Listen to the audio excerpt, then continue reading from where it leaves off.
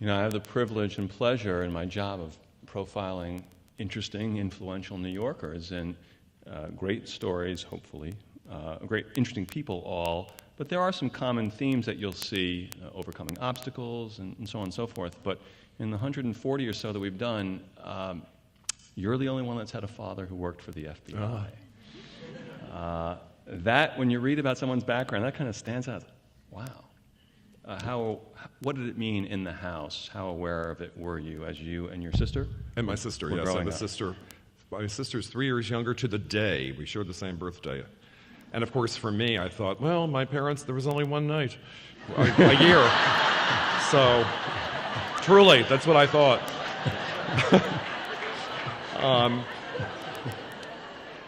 My father was a career FBI agent. And when he joined the Bureau, he was the youngest agent in their history at that time, coming out of a law degree. And he was Hoover's, he was in Newark, I think, for the first 1 or 2 years of his career. That must have been something. And then he was transferred to the Washington office, and he ended up being Hoover's right hand. J. Edgar Hoover, if any of you even remember him. I mean, this was, I have to tell you though, just to set this up, this was an extraordinary man. At that time, the director of the FBI was not a presidential appointment. J. Edgar Hoover served under 5 presidents, and he was there to stay.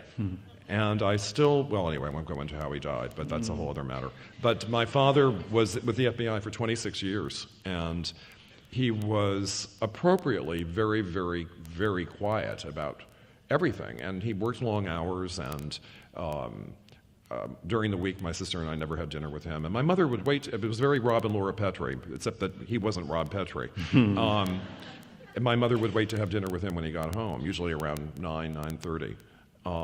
And I'll also share with you on the whole topic of my, well, I don't even know that you need to know this, but I'll say it. I mean, imagine, here's this FBI guy, and here's this firstborn who's building these fantasy buildings in his room out of Lego, who's pounding out Mr. Frog is Full of Hops on the piano, who's really interested in all things related to design, who gets a put-together castle for his birthday and starts designing clothes for the soldiers. You know? And my father coached several of the neighborhood sports teams, which his son didn't participate in, because his son would be the last one picked and he'd run home crying. So it was just, we had a difficult relationship. But I will say this about him, and he passed about 12 years ago. I will say this about him: he was always there for me in a crisis, and I gave him a lot of crises, a lot. He was always there for me in a way that I will never forget. You are a wonderful storyteller. Thank you. Is there any chance you might tell the Vivian Vance story? Oh, I'd love to. Does everyone know who Vivian Vance is? Do you know who Vivian Vance is? The neighbor, the actress who played the neighbor on I Love Lucy. Ethel Mertz? Ethel Mertz. All right. This goes back to the FBI, believe it or not. My father and his relationship with J. Edgar Hoover. J. Edgar Hoover died in 1972 at home in his sleep. And it was during the Watergate was about to explode into this huge scandal. So I don't think there might have been some hanky-panky. Because Hoover would not have protected Nixon.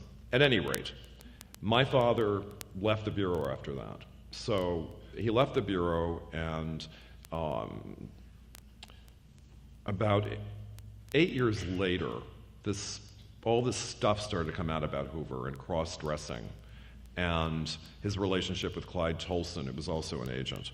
And my father at the time was very sick with Alzheimer's disease, and he was out of it. So I said to my mother, thank God. It's the only time I ever said, thank God he has the disease, because I said, if he were cogent, this would have killed him. Because he was such a macho guy, and it's like, that couldn't have happened. And who knows in people's lives? So we were having Thanksgiving dinner, and my mother was hosting, and my sister and her family were there, and all this stuff had just come out. And I said to my sister, do you remember when we visited Dad in his office, and he asked us whether we wanted to meet Vivian Vance? And she said, yeah. I said, and he said that Vivian Vance was visiting the director. Well, upon reflection, do you remember that only Vivian Vance was in the director's office?